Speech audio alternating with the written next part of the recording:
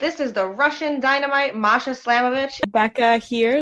This is not America's Sweetheart, Davian. It's Billy Starks. And the super fly guy, Trayvon Jordan. This is the fly side flyer, Jalen Brandon. Hardcore Princess, Jules Malone. Hi there, this is the Bubblegum Princess, Alexia Nicole. This is the Brazilian Wonder Woman, Christy Jane. This is the baddest black belt, Chennai Kai. This is Kid Bandit. The smash hit, Joel Bateman. This is Robin Renegade. Cody Hawk. Brutal Bob Evans. And you are listening to Wrestling with Entertainment, one of my favorite podcasts in the whole wide world. Welcome. My name's Morgan Maclea, and you're listening to Wrestling with Entertainment. Hello, and welcome to the show. It's Wrestling with Entertainment, the only audio experience on the web today, the trusted choice for interviewing all your favorite wrestlers every Tuesday and Wednesday on YouTube and Castbox, sponsored by Rogue Energy and Player One Coffee. I'm, of course, your host, James J., and it's a great day for wrestling, because we are wrestling with the Wild Mountain Scotsmen, Morgan Maclea. Afternoon. How are you today? Doing fantastic. How about yourself? I'm good as well. Can you tell us what you have coming up event-wise? Yeah, absolutely. My next available match for anybody in the LA area, you're going to find me on August 9th at the Brennan's Irish Bar and Grill. If you're looking for all my other activities and matches, as well as upcoming content, you can find me on Instagram and Facebook under Morgan Maclea. Perfect. And an Irish grill, very on topic, no? Yeah, it's pretty good. They're a turtle races bar. So, along with hiring us for events, they also have turtle races and other events throughout the year. It's actually a really fantastic venue. That sounds very interesting. Very climactic and very boring, all in the same time. Waiting for turtles to race each other. It's a lot more hype than people give it credit for. I'd definitely go check them out. They're located in Marina Del Rey. Perfect. And you don't have to go looking for it. All of the links to all his social media will be in the description of the video below, but on YouTube and Castbox. Turtle races just cut my train of thought completely. But let's get into it. Correct me if I'm wrong, but you started last year pro wrestling, and this is actually your first full year of pro wrestling, no? Yeah, I would say we're about actually closer to a year and a half in. My first official match with the spotlight and the cameras all on me was at the tail end of 2023. And then I grinded all throughout 24. So just about a year and a half in. Okay, so you're well beyond your year anniversary. Yeah, I would say so. I tend to not keep, a lot of those in the back of my head. I'm more usually looking forward to my next fight rather than reminiscing on the past. But it's still a big enough accomplishment that I can proudly say I've been at this now for a year. Hell yeah. What are some of the differences you see in yourself now in your career that when you first got in the ring for your first match? Well, I'm definitely a lot more colorful. My gear has gone from simple, black and white to more vibrant to match the areas of training that I've been in. I also see myself being more confident in the ring, as well as being able to take on bigger challengers than when I first started. My first match was a Rumble, and those are chaotic and sporadic, but I'm able to now more confidently put myself in a one-on-one situation. Correct me if I'm wrong, but not too long ago you debuted an Irish, a Scottish themed singlet, no? I did, yes. The colors were an homage. A lot of people think the colors are more Irish. I tend to give them more homage to the Celtic Gaelic influences. Both the Emerald Isles of Ireland and the rolling Highlands of Scotland are very green, and oftentimes in the far north you'll find them snow covered. So that's the inspiration I took with that. And it's before you started out with this singlet, you actually wore a proper kilt. Yeah, I took inspiration for that from both the from a tag team from older WWF days known as the Highlanders. They would wrestle a lot of times in a kilt. Yeah. And I used that both as an homage to my training and my heritage. But moving forward, I found that I was doing bigger moves. I was doing more things with more people, and the kilt started to get in the way. I still wear it to the ring and during, meetings and photos and stuff. But when I'm working, I take it off to be able to focus more clearly. So the kilt's in-ring duties are now is hereby retired. Yes, they had a good run, but they have been officially retired. Well, one big match that you had was with I believe I'm pronouncing this correct. Fidel Bravo, proper name, competed on WWE TV. What was that experience like wrestling him? Oh, it was surreal. I mean, he is a phenomenal worker. He's in probably one of the best shapes of his life right now, and he's only getting better. His in-ring style is very, the word I want to use is interesting to work against. Now, he's not necessarily the nicest person. Let's get that right out of the way. He's not the nicest person, but he is a formidable opponent. And being able to work with somebody who has that pedigree of being on television, being in the face of bigger superstars is in itself, a great accomplishment, regardless of how he gets his victories nowadays. Well, you're primarily based in California. Obviously a very lucha libre eccentric, state. Yes. Was there ever a possibility of you being a lucha libre? Oh man.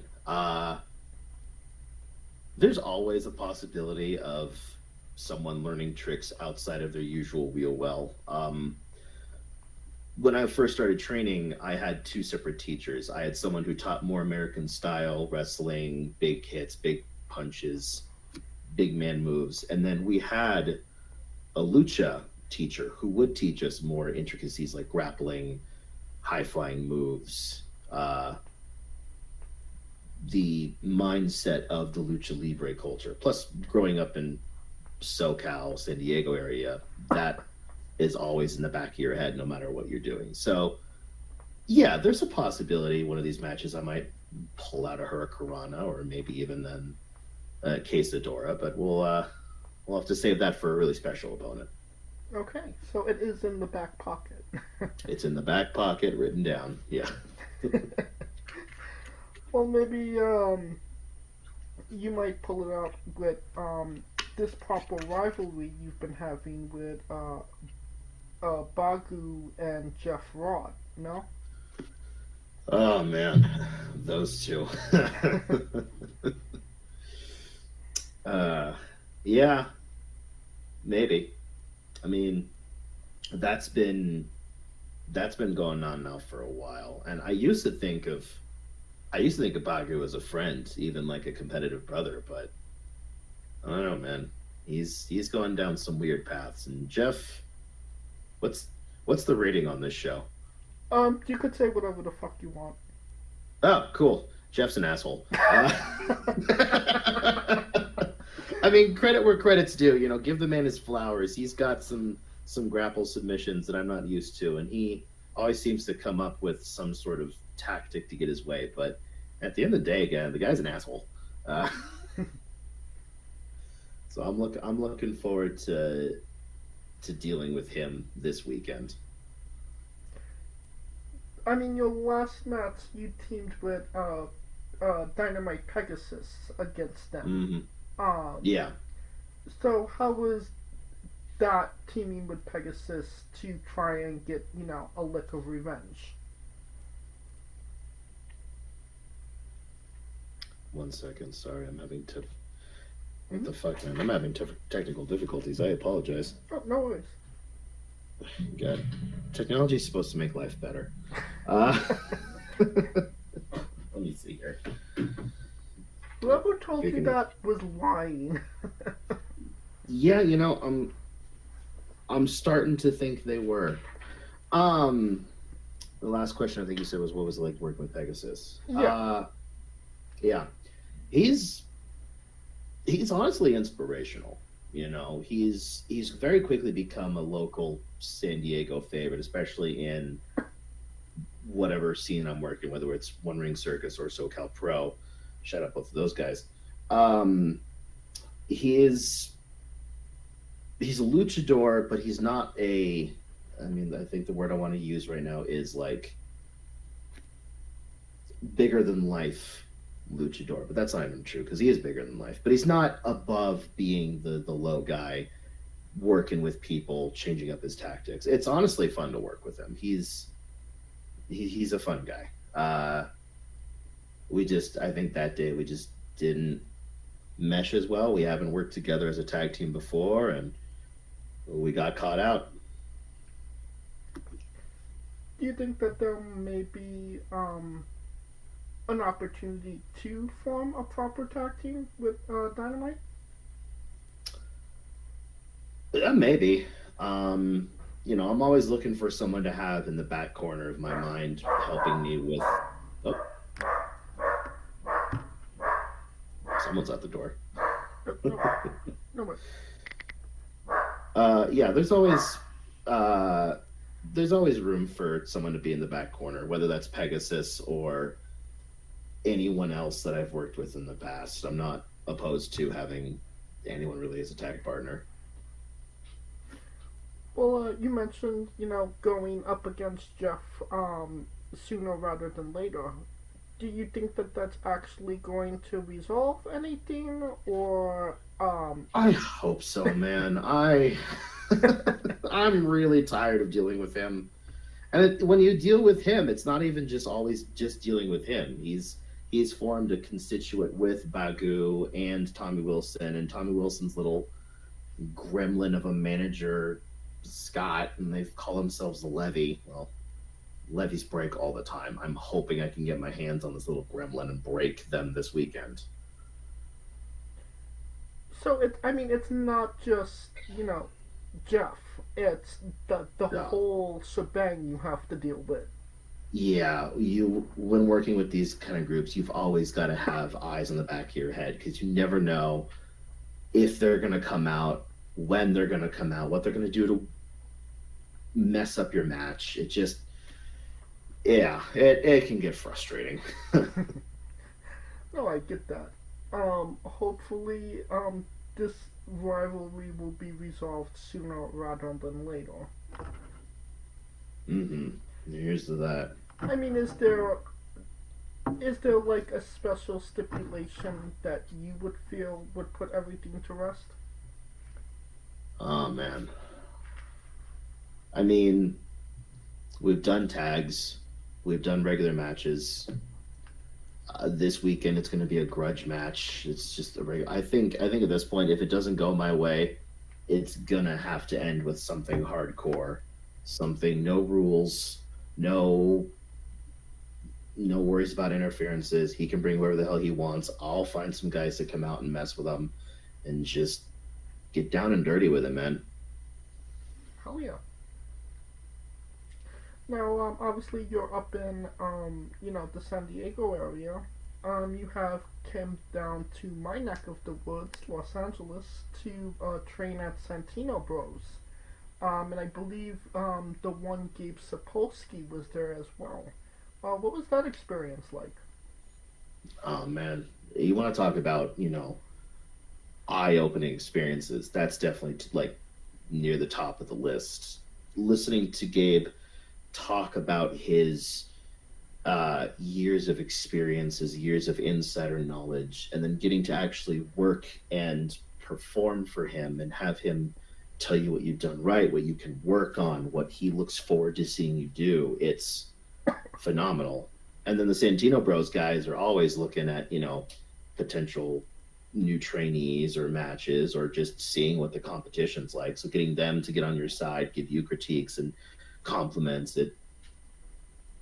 that day was something that was burned to the back of my head for years to go.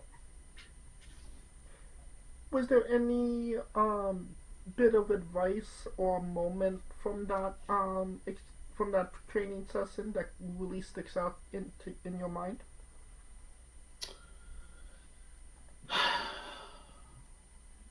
From Gabe, I would say it was ring mentality when it comes to a fight. Because that's what this is, it's a fight. Right. I'm getting in there and I'm trying to beat the hell out of this guy and win this match. And a lot of guys will use this and think it's a show. And they'll do things like give their opponent too much time to recover, turn their back on their opponent, doing things that gives your enemy a chance to recuperate and get the upper hand. And just so listening to him give you the mentality of don't ever take your eyes off your guy, even if you're showing yourself off to the crowd. Always be kind of having him in your side eye. Always be looking at him, figuring out what you're going to do next. That really helped, open a lot of eyes for us as far as like what these matches are supposed to, how they're supposed to go for us. Keeping your eyes on the prize. Mm-hmm. Exactly. Speaking of which, you are very much still looking for your first world heavyweight championship. Mm-hmm. Damn right. I'm sure that Jeff has, delayed that process to some degree. But what would it mean to you to actually capture a heavyweight championship?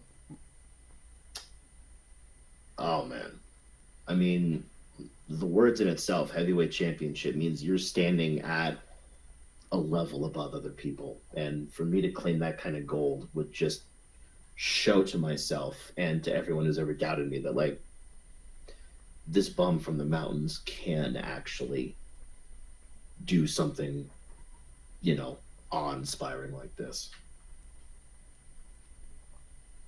Has it been somewhat frustrating because you have had number one contender spots as of now?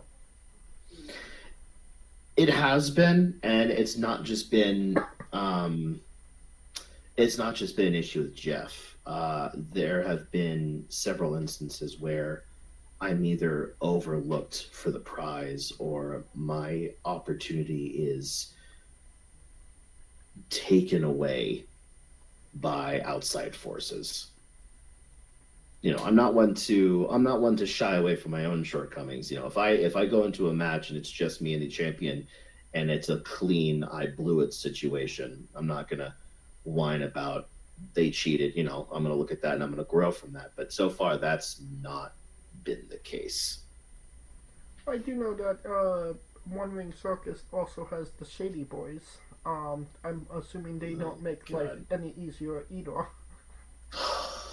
Goddamn Shady Boys. Which, it bugs me that they're so downright despicable, because damn if they don't know how to dress good and pick good music. Man of Constant Sorrow from Oh Brother Where Art Thou, one of my favorite all-time, folksy songs, and Red regardless of Red Williams being the bane of my existence, that man has an aura about him that half of the men he fights wish he could pull off. Yeah. It sounds like maybe given the opportunity, Morgan Shady I am.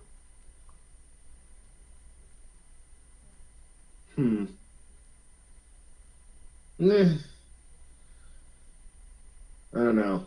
No. I don't know if I have the long enough hair to be a Shady.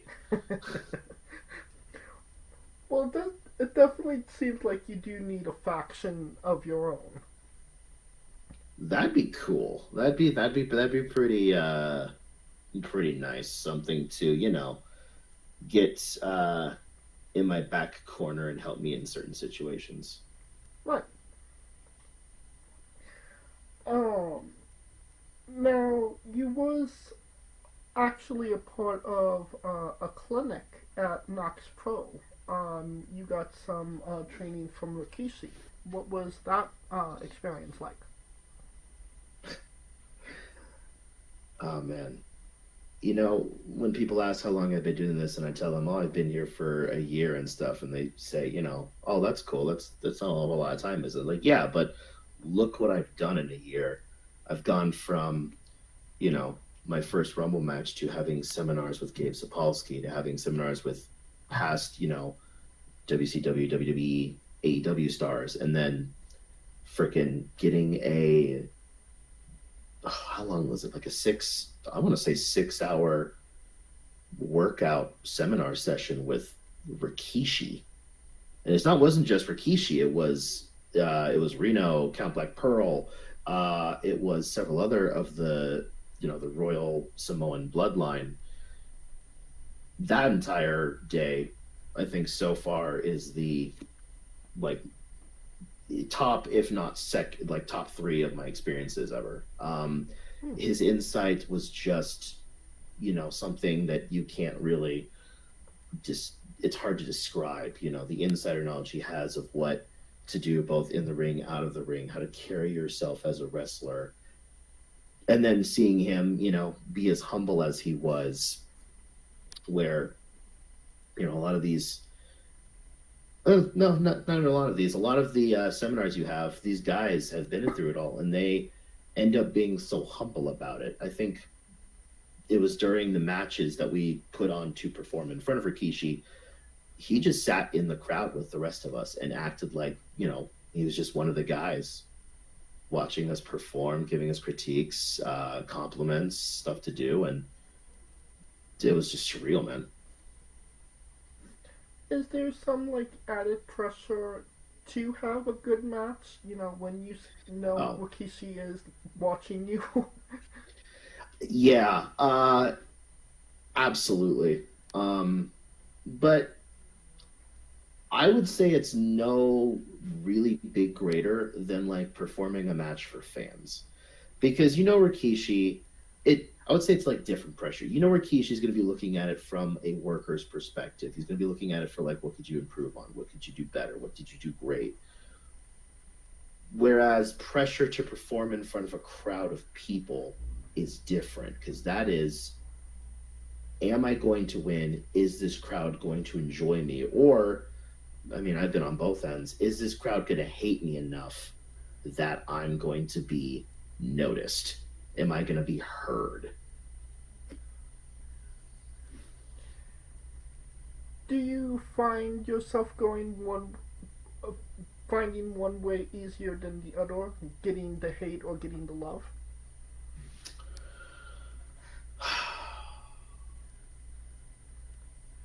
Not really. I think it's different crowds and different situations.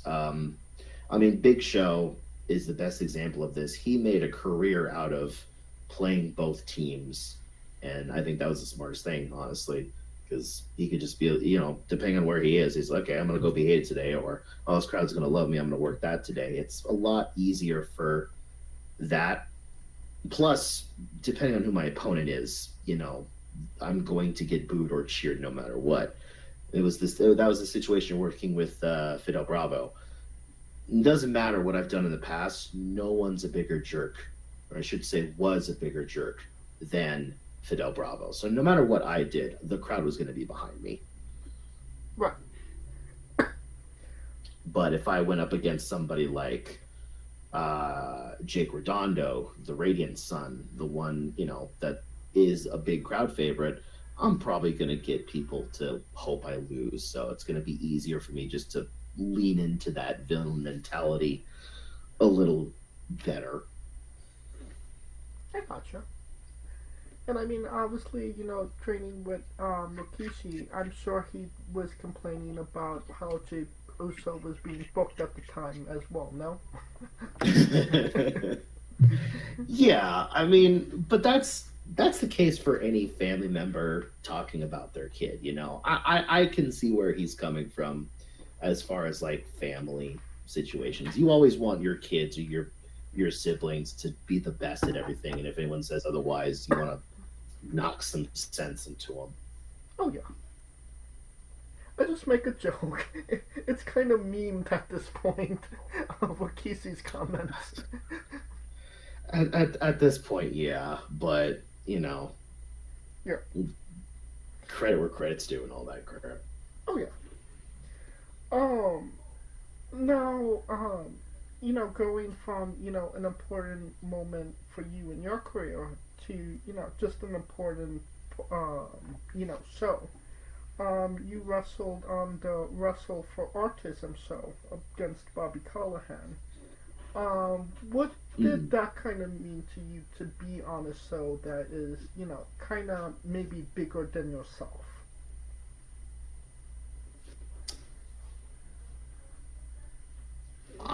It was really inspiring. Because you, regardless of if you were a jerk to your opponent or you were, a respectable worker, you could see in the eyes of everyone in there that they were amazed and, awestruck that we were doing what we were doing.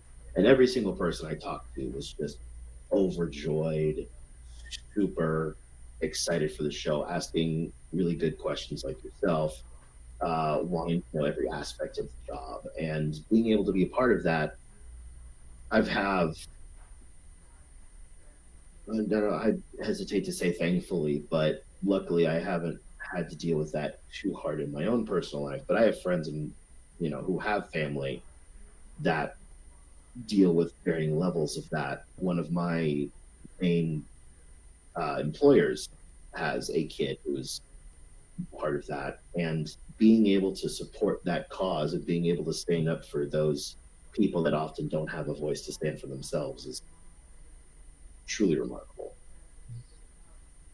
Oh yeah. Now, I think it's time once again for that segment, Morgan's Bizarre Adventure. You're a pro wrestler that goes up and down the roads, and weird, crazy, and bizarre things are bound to happen. Can you tell us a road story that fits that description? Oh man. So I hesitate to use. Oh no, actually, I have one that had recently just happened. Actually, yeah, absolutely. I would say less bizarre and more cautionary stupidity tale. Okay. I tell people San Diego's the closest city I live to, but I live in a town called Julian. It's about an hour and a half outside the city, up in the mountains. Small town. It was once a mining community during the gold rush. Now it's a tourist trap town. But it's still deep enough in the woods that my nearest neighbors are like half a mile away, and on a really good night I can see stars like people in San Diego wouldn't believe. No airport, so I have to drive to my home every time. And there was a night where I'm driving home from a show after dropping off a couple other superstars. We like to carpool, save gas and money. Of course. And I get home and I pull over for a second because it's 2:30, 3 in the morning. I'm tired. I need a quick break. So I'm outside stretching my legs in this road, middle of nowhere. We have what's called an international dark sky community up here. So a lot of our roads do not have streetlights as heavily populated as, like, say, inner city, just so that we can preserve some natural dark sky beauty. But that means that in the middle of the night, if you turn your car off to get out and stretch your legs, as I did, it's pretty goddamn dark. The kind of dark where, like, every noise is something. Advanced So darkness. Say again? Advanced darkness. Advanced darkness. To quote SpongeBob, yes. But it's, the middle of the night, and I want to stretch my legs and get out there to be able to make it home on time correctly. And I just finished doing a couple just walking laps up and down the road. And I go to open my car door, and that feeling of, like, got a little quieter. Why is that the case? And I turn around to scan my surroundings, and that's when I notice the resident mountain lion walking down the road towards where I'm parked. Oh, no. Yeah, and this thing was already within the distance of, if I do anything startling and try to open my car door, it's going to run at me. So I just, I don't want to show, I don't want to freak out and make it scared, so it comes and attacks me. So I stop moving and I just watch it. We look at each other while he's walking closer. He stops a good couple feet away. And I'm no better than a lot of people on the internet who talk about, looking at a dangerous animal and thinking, no, it's okay, I can domesticate it. Because in my tired state of mind, I crouch down and do the that you do to all cats. And as soon as it left my mouth, my thought was, what the fuck are you doing? It's too late. It's out there now. Thankfully, the animal decided to not listen and sort of just walk away. But, yeah. I think after it got out of sight, I got back in my car and finished the last 20-minute drive I needed to get home. Okay. Yeah. Definitely, that's a great story. I grew up without a lot of animal fear instincts. I fear a lot of, like, I don't like bugs, but I'm a lot more afraid of, like, people than I am animals. Well, I definitely have to commend you to see a mountain lion and not freak out. It's a lot of these animals are either curious or just as cautious as you are, and if you start freaking out, their instinct is either going to be to take off, which is the good answer, or they're going to stay and fight, which is, well, now I've got to put knuckles against this big cat with giant teeth. So, like, Yeah. did I really win? And you're not Tracy Smothers. I'm not. I'm not Steve Irwin. I'm not. No, we're going to hope for the best. Well, definitely a great story, to say the least.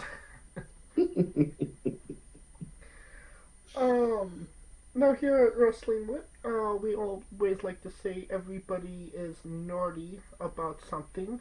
We all geek out for something, fanboy. What is something that you are nerdy about? Oh, man. I mean, freaking take your pick, man. Let's see. The home office I'm sitting in right now, I'm looking at my custom-made D&D character sitting next to two separate Lego sets that I built.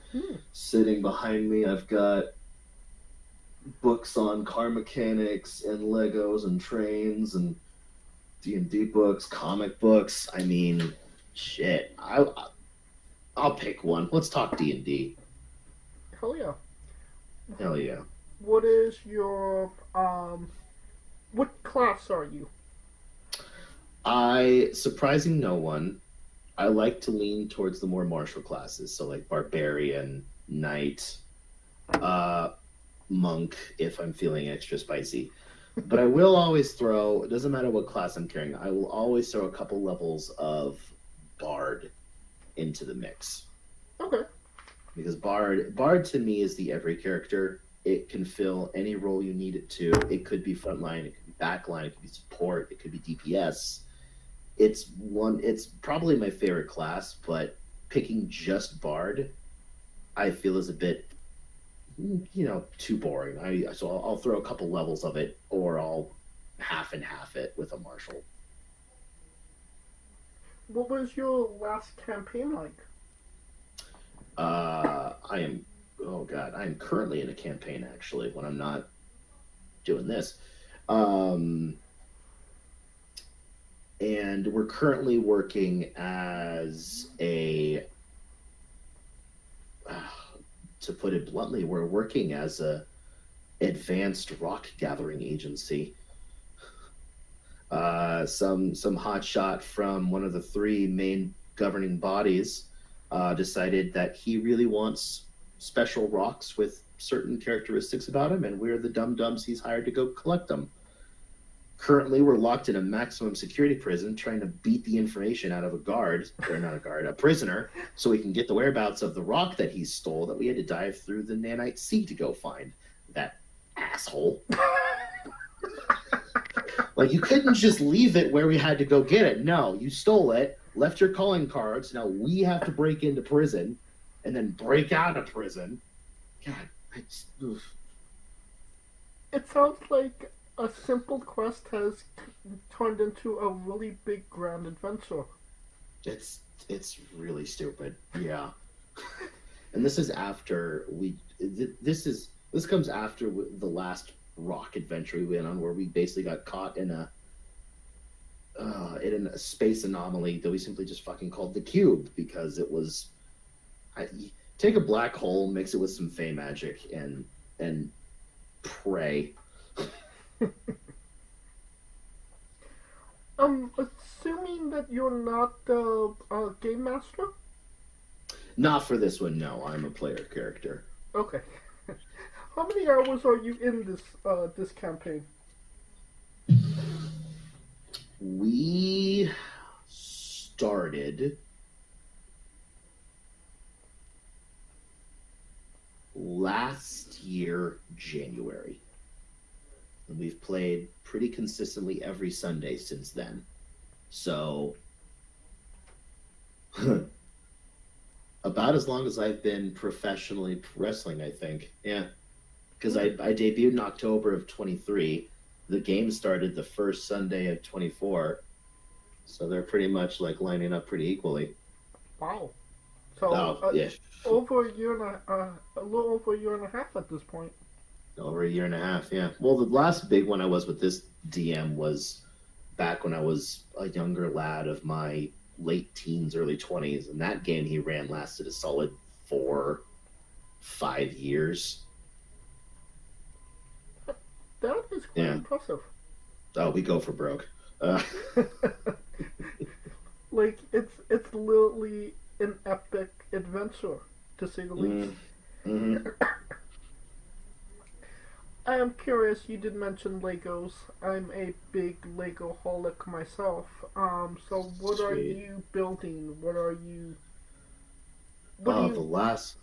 doing? Yeah, the newest set I have that I've yet to unbox is one of the Lego Creator sets. It's the Z28 Camaro.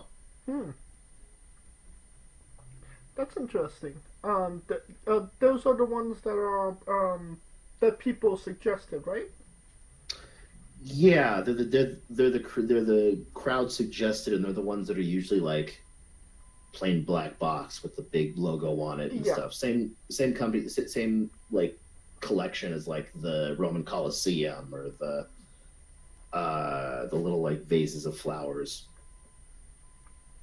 And what made you, what attracted you to the Camaro? Well, number one, big muscle car guy. I love me some good American muscle. Two, it's one of the more challenging pieces because it's not ages 1 to 99. I think it starts off at age like 16, 17. So getting to be able to get into like the more advanced details of some of these Lego builds is itching a good part of the brain that needs to be itched. Hell yeah. What's the biggest Lego you have?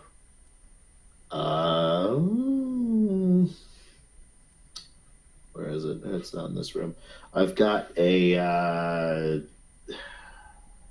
have not the last rendition, but the one before that of the Millennium Falcon.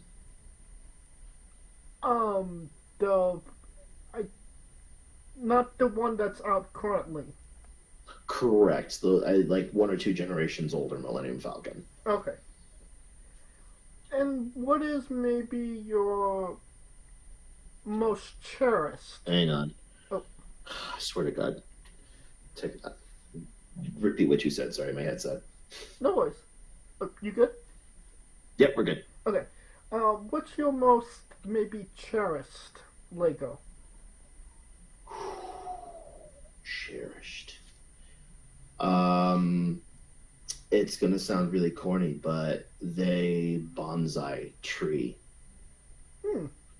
Same stuff. It's not very complicated to build, but it was during a time a few years ago where I wasn't, in the best of headspaces, and I think this Lego was just, when I was building it, my senses sort of like muted themselves. My head starts screaming at me, and for the time I was building it, I was in a good space. And so that, holding that memory, that Lego set is special to me that way. I know that for whatever reason, some Lego builds can be really complicated or give you trouble for literally no reason. For no reason. And then you lose the one piece you need to finish it, and you swear you just had it in your hand, but no, it's gone forever. Oh, yeah. What build was that for you? That was the International Space Station.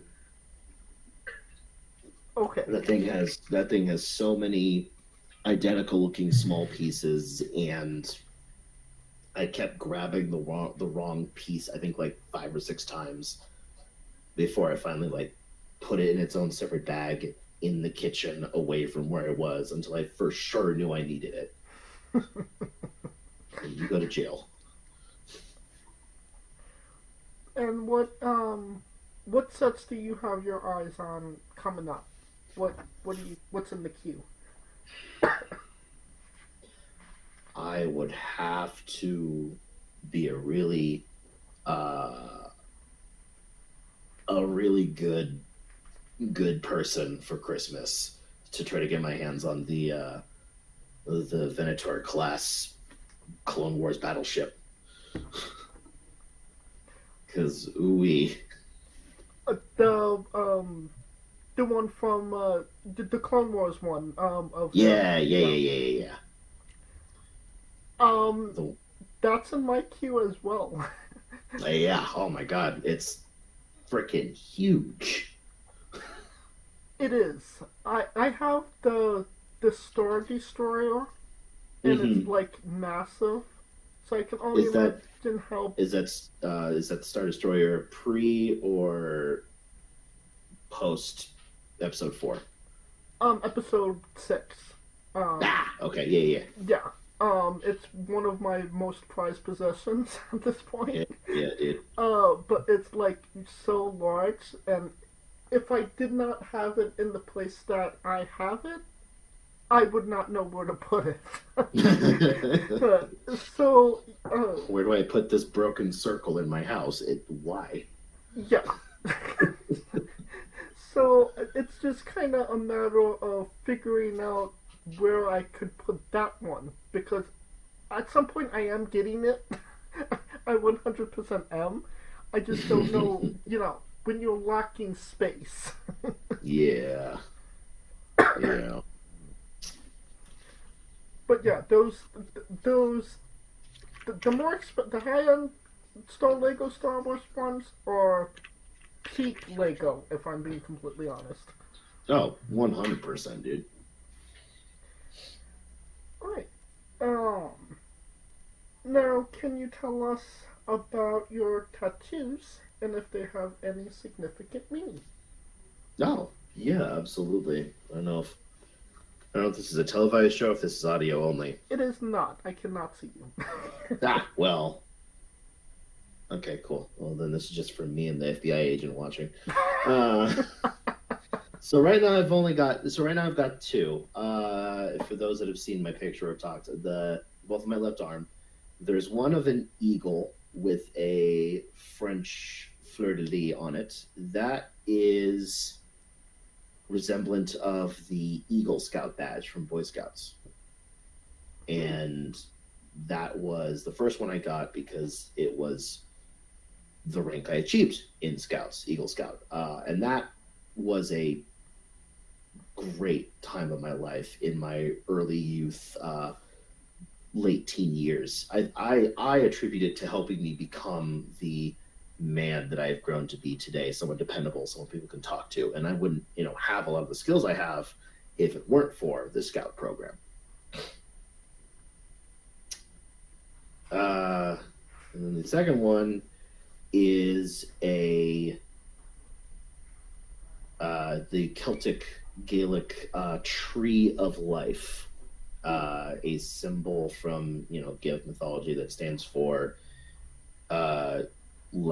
beginning and end, circle of life, hope, stuff like that. But then I crossed it with the Deku tree from Legend of Zelda. Awesome. One of my first and all-time favorite IPs for video games is Zelda. You know that they made the Deku tree in Lego form, right? I have, and I have that on my list as well.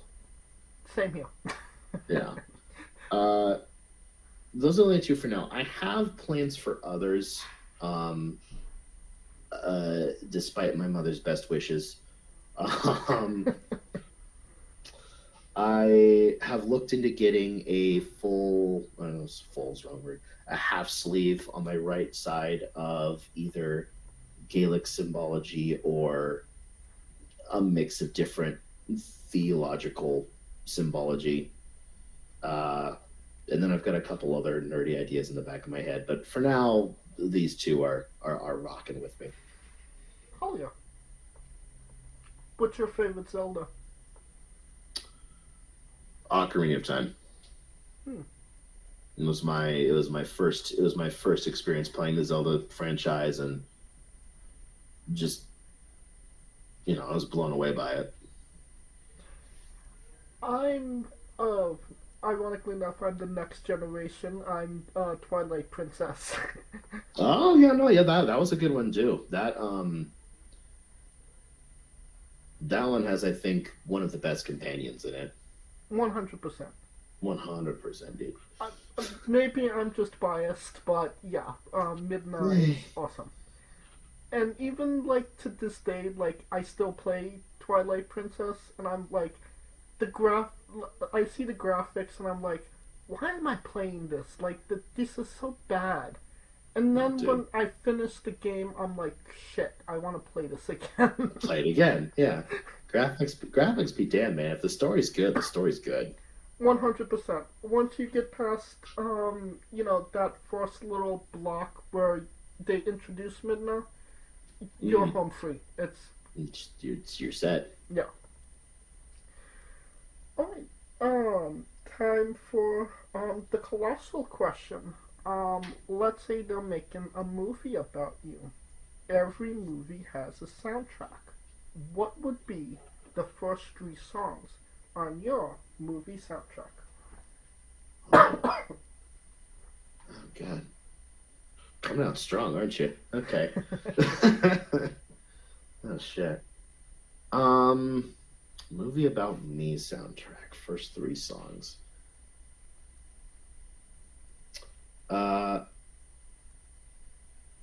It would have to be Queen's Bohemian Rhapsody. Okay. But that would probably be somewhere in the middle of like the opening. The opening number, I would have. What's the name of it?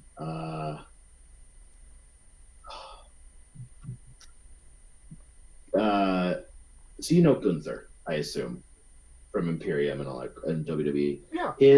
His theme song, the opening violin riff, is a classical piece that escapes my head, but I would use that as my opener. Okay. If I could. Screw it. I have the internet to myself here. What am I doing? Let's see here.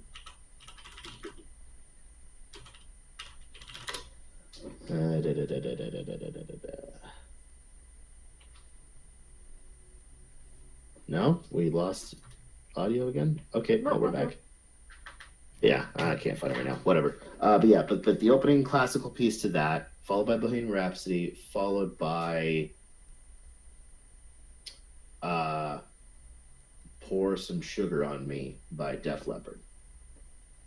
Okay. Definitely an eclectic group of songs. My liked songs for like my Spotify is all over the goddamn place. Listen, I'm the same way. Yeah, man. If the vibe is there, I'll listen to whatever. Oh yeah, it's definitely a solid 3 picks to say the least. Now that we have the soundtrack down, everybody knows you get the soundtrack first, then you write the script, and then you go to casting. Who plays yourself? And you can't say yourself because you are obligated to make a Stan Lee-esque cameo.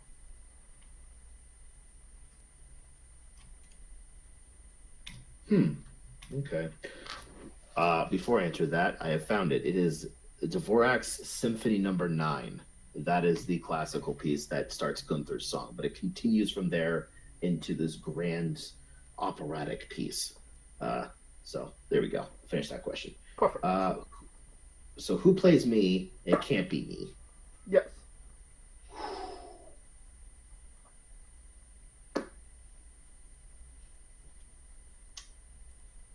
I'm going to refuse to say Jack Black or Kevin Hart. No, thank you. Okay.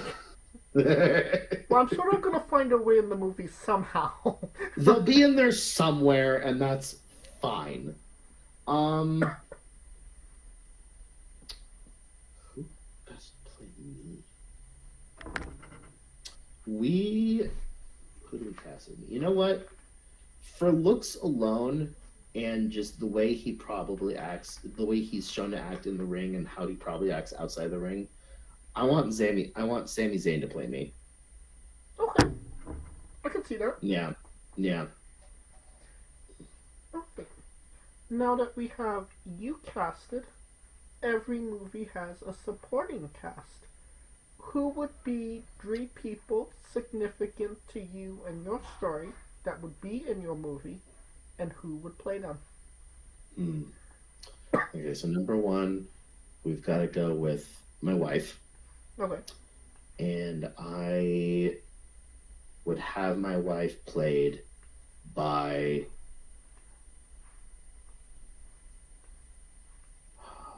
Angelina Jolie.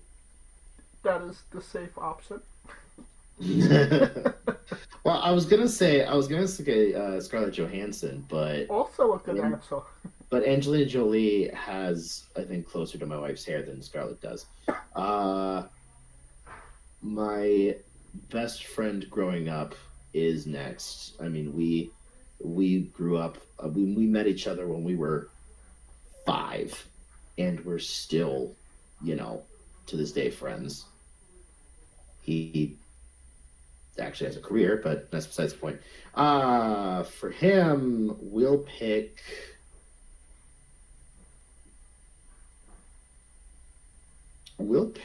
Oh, why is his name blanking for me? Mark Hamill. There it is. Okay. Mark Hamill for my friend. And because there's only 3 supporting cast, so I would say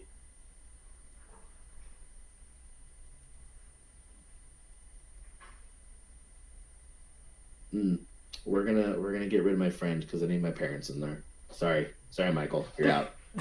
They could count as one person. Yeah, they're gone. So yeah, wife is still in there. Mom and dad are it's 2 and 3, and they're played by. Screw it, I'm keeping Mark Hamill. Mark Hamill plays my dad, and my mom. Yeah, my mom is played by. Just to be that guy, Carrie Fisher. Okay. Yeah, I want Luke and Leia as my parents. This is sounding like a great movie. A blockbuster. I certainly hope so, because I don't know how Angelina Jolie is gonna feel about being married to Sami Zayn, but everything else is pure cinema. Well, now you know how my wife feels about being married to me, my guy. She's got the look, she's got the brains, and she married me. Well, it is sounding like an incredible movie, and you could pre-order the tickets now. Don't tell them that. They're actually going to send you money. That's the plan. Smart.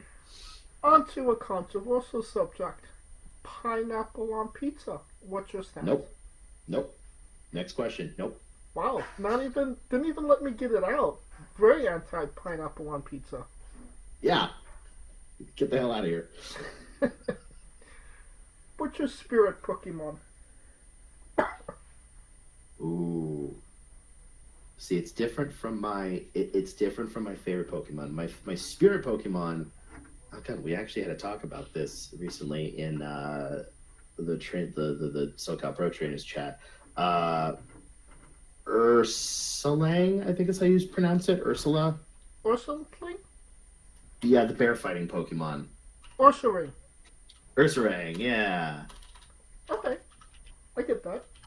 I can see that. Alright, we love the late great Tracy Smothers on the show. Do you know the acronym for Thug? THUG. THUT? UG. UG, Thug. No. T is for terrible, H is for hell, U is for ugly, and G is for jail, 'cause a dog can't spell. I like that. Shit, I'm gonna have to go look that up. Yeah, we love the late great Tracy Smothers. Trying to keep the memory alive on the show. Now, weirdest question you'll be asked on a wrestling interview, hopefully, and it is very much on topic as well, what we spoke about before. Would you ever consider wrestling a Rock? Not Dwayne Johnson, not the country, an actual physical Rock. How much is the promoter paying me?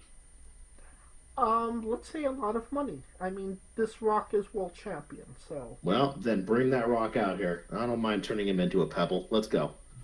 Okay.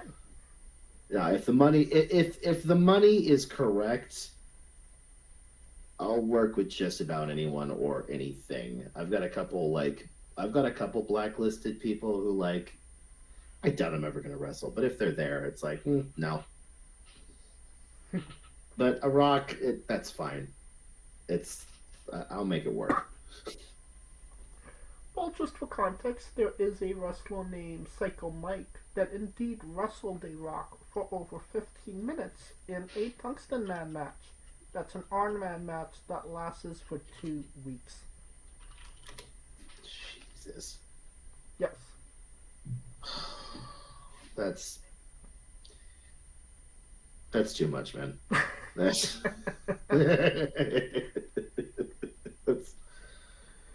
that's too much. I mean, he seemed okay at the end of it. I mean, yeah, but is he? But I mean, his name is Psycho Mike. I mean, this is You clearly... do drive a hard point. Yeah. On a more serious note, where do you see yourself in 5 years?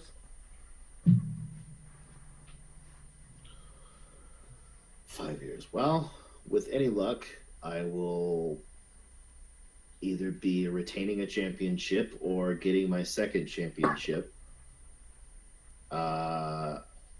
Maybe even on the big screen, but for sure I would have wrestled outside of California by then. I'm looking at a couple states to like reach out and throw my hat in the ring, so to speak.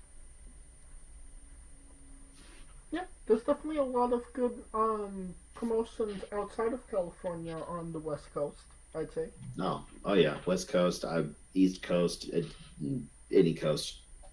Yeah, I mean, the East Coast, like, you could throw a rock and you could hit a You'll wrestling hit promotion. something. Yeah. And what is one of your matches that you would recommend that people go out of their way to see that best shows off what you are all about as a pro wrestler? One more time, my mic cut out, or headset cut out. Yeah, what is one of your matches that you would recommend people go out of their way to see that best shows off you as a pro wrestler? Oh. I would say,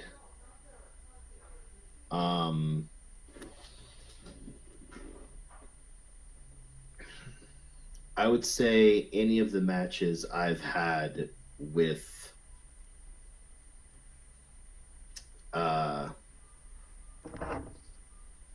either Jeff Roth or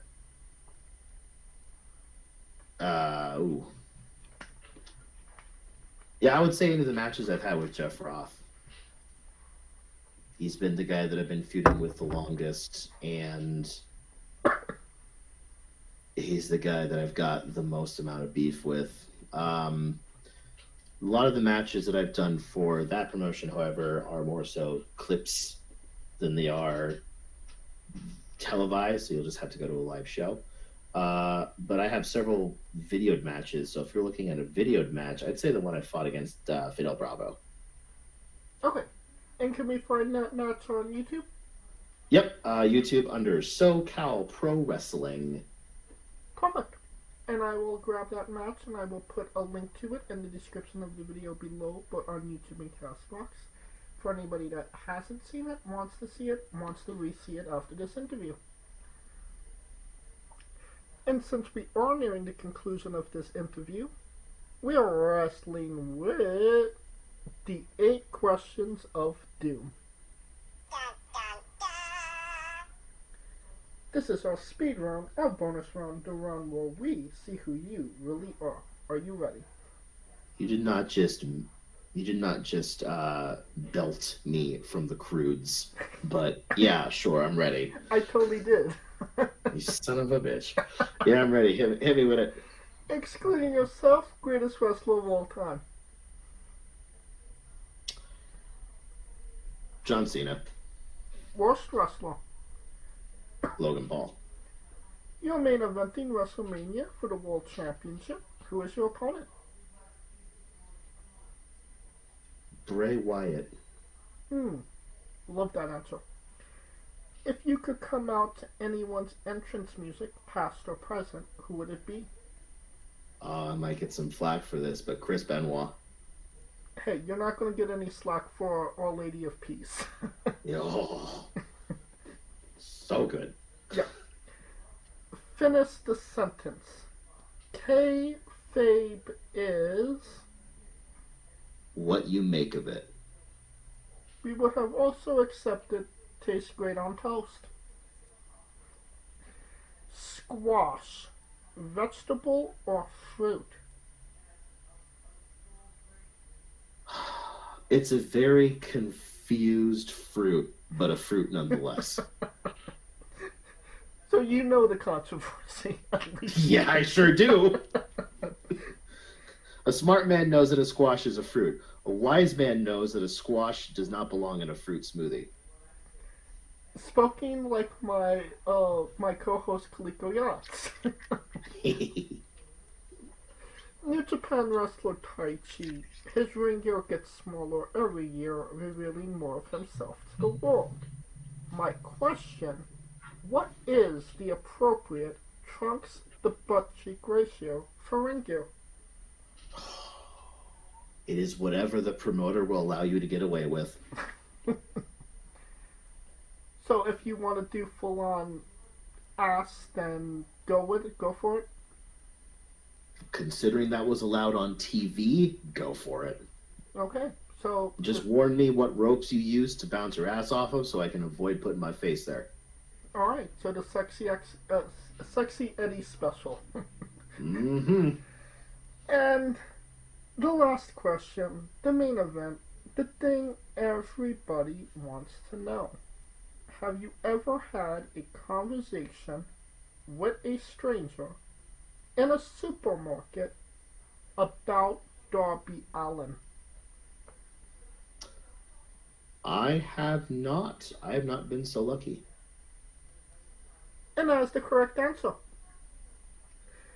And that will conclude this interview. Thank you so much for coming on and doing this with me. Thank you for having me. Absolutely. And once again, where can we find you, all things you on social media?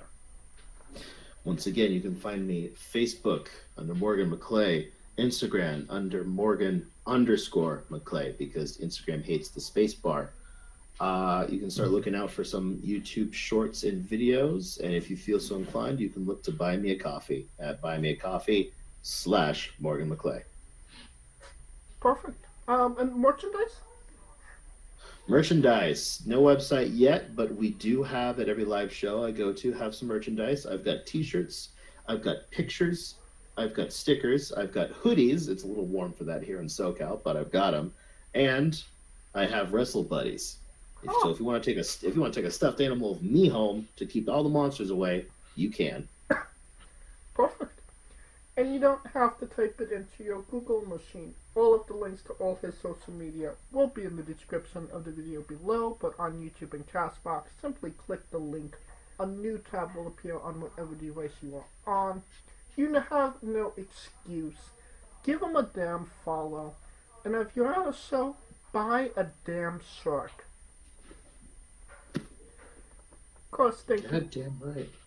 Of course, thank you for listening. If you like what we're doing, please like, subscribe, comment. But on YouTube and Castbox, this was sponsored by Rogue Energy and Player One Coffee. Join us next Tuesday and Wednesday for new incredible interviews, and follow the show at Wrestling with E, but on Extra and Instagram for information on who we're interviewing, when we're interviewing them, links to those interviews, and so much more. Follow me personally at JamesJ993. Alright, when I say wrestling with, you say entertainment, okay? You got it. For our very special guest, Morgan Maclea, Kaliko Yacht, Scooter Dust, I'm James J, and this has been Wrestling with Entertainment.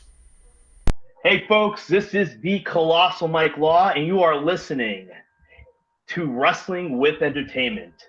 Enjoy the show, support these guys. We appreciate it very much. We'll see you at ringside.